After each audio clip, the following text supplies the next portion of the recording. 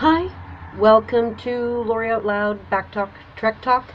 I can't sleep. I've got the heebie-jeebies and the electrical sparklers, and so I've been thinking about Andy and Fern Prendick, those wonderful people who gave me a familiar face to see when I was out in the Lake of the Woods, desperately struggling, and so I thought I would share with you another Andy and Fern story.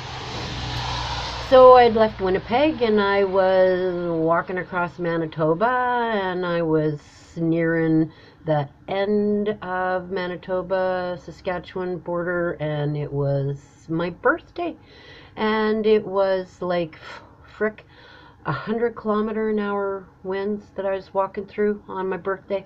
And I was trudging along, and this truck drives past and pulls over. And when I get up alongside the truck, the gentleman rolls down his window and he said, "Are you Lori Wickdahl?" And I said, "Yes, sir. My name's Lori Wickdahl. I'm walking across Canada. I'm raising awareness for multiple sclerosis." And he said, "I know who you are. I'm just making sure." He said, "I have something for you." And I said, "You do?" And he said, "Yeah." I said, "I've been driving around all day looking for you." And lo and behold, he's got a bouquet of roses for me. And I was just like, "Oh my God." And he said, "My name is Roger, and I'm a friend of Andy and Fern Prendick." And they gave me a call and said that it was your birthday and asked me if I would grab a dozen roses for you. And I've been out here trying to find you. They weren't sure where you were, so I headed off in the wrong direction and drove quite a ways before I realized that this was not the way you were going.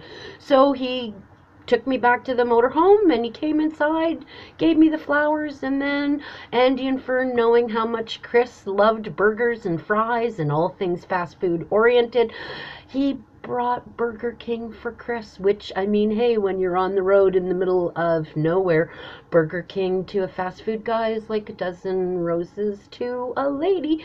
So while I just bawled my eyeballs out hugging this man that I did not know and had never met before, knew he'd spent all day driving around to deliver me these flowers and give Chris his Burger King, and just crying and crying. And he said, like, "When do you expect to be home?" And I said, "Well, I don't know. The dates keep on changing."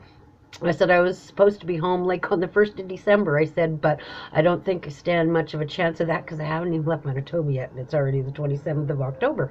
And he said, "Well, he said, "if you make it," he said, "don't be surprised if you don't see me at that finish line." And I chuckled to myself, and I was like, "Okay, Roger, like, you make sure that you do that."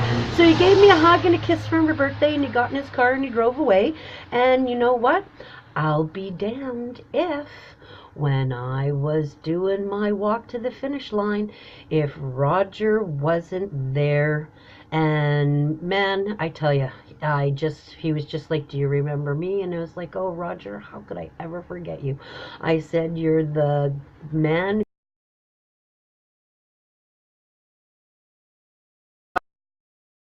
I'll never forget that for the rest of my life. And that is just one. I have a couple of other Andy and Fern stories that I'll share with you at a later date. So my name's Lori Wickdahl. I know a lot of stuff, and I like to talk to people. I hope you'll come back and hear more about what I know and listen to more about what happened to me while I was out there walking across Canada.